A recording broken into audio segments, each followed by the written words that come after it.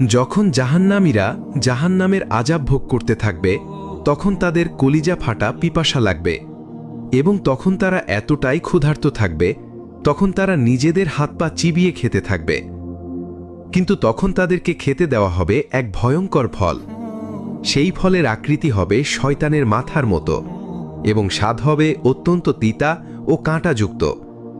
ক্ষুধার কারণে জাহান্নামীরা সেটি খেতে চাইবে, কিন্তু তারা তা খেতে পারবে না।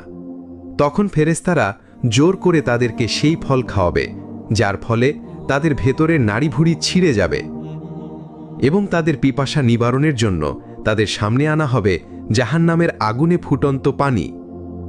তারা এতটাই পিপাসায় কাতর থাকবে যে কিছু না ভেবেই সেই পানি পান করবে, কিন্তু সেই ফুটন্ত পানি তাদের ভেতরের অঙ্গপ্রত্যঙ্গগুলো ছিদ্র করে ফেলবে।